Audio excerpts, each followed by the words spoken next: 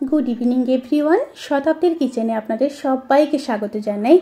आजकेर रेसिपि खूबई सहज पद्धतिते कासुंदी। प्रत्येक बछर एई समयटार अपेक्षाय थाकि और एई समय सबार बाड़ीते किंबा बाजारे प्रचुर परिमाणे आम पाওয়া যায়। ताई एई समय यदि कासुंदी बानानो जाय ताहले सारा बछर कोनोभावे बाजार थेके आर कासुंदी आनार दरकारई हबे ना। ताहले चलुन शुरू करा जाक आजकेर एई सहज पद्धति। कासुंदी बानाনোর জন্য আমি এখানে 100 গ্রাম কালো সরষে নিয়ে নিলাম আর 50 গ্রাম হলুদ সরষে নিয়ে নিলাম। কিছুটা জল দিয়ে দেব। জল দিয়ে সরষেগুলোকে প্রায় 15 থেকে 20 মিনিট ভিজিয়ে রাখবো। এই রেসিপির ক্ষেত্রে চেষ্টা করবেন দুটো সরষে দিয়ে করার। দুটো সরষে দিয়ে করলে টেস্ট খুব ভালো আসে। এবার একটা আম নিয়ে নেব। একটা দিক অবশ্যই খেয়াল রাখবেন, আমের আটি যেন না হয়ে যায়, আমটা যেন ভেতরে নরম থাকে, তাহলে কিন্তু এই রেসিপির ক্ষেত্রে খুবই ভালো হবে। আমটাকে কেটে নিয়ে তারপর ফিরে আসছি। সরষেগুলোকে আধ ঘন্টা জলে ভিজিয়ে রেখে তারপর একটা স্ট্রেনারে ছেঁকে নিয়েছি।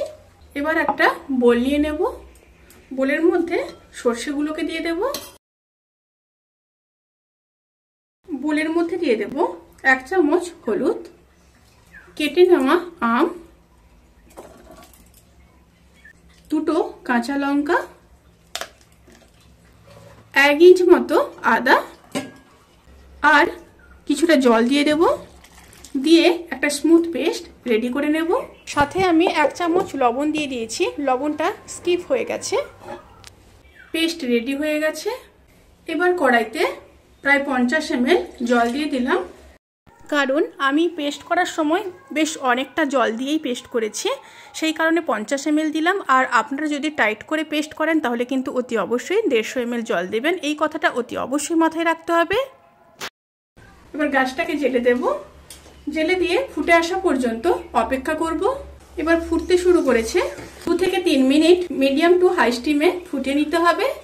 2 থেকে 3 মিনিট ফুটিয়ে নেওয়ার পরে এবার দিয়ে দেব ভিনিগার। এখানে প্রায় 100 ml ভিনিগার ব্যবহার করলাম। এই রেসিপির ক্ষেত্রে কিন্তু প্রত্যেকটা পরিমাপ অত্যন্ত গুরুত্বপূর্ণ। পরিমাপ যদি ঠিকঠাক থাকে রেসিপিটি একদম পারফেক্ট হবে। আবারও 1 মিনিট খুব ভালো মতো ফুটিয়ে নেব। এবার 3 চামচ চিনি দিয়ে দেব।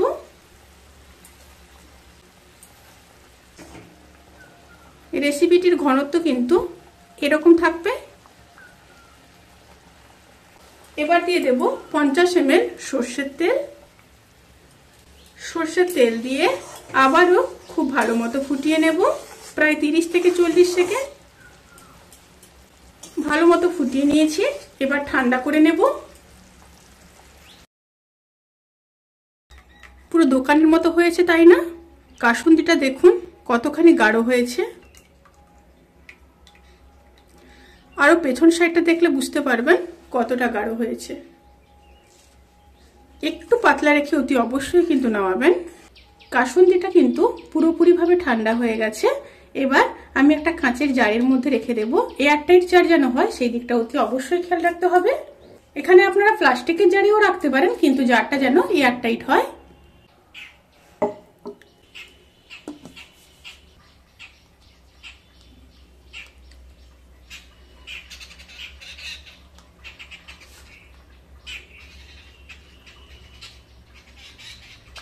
এইভাবে কাঁচের জারের মধ্যে রেখে দেব।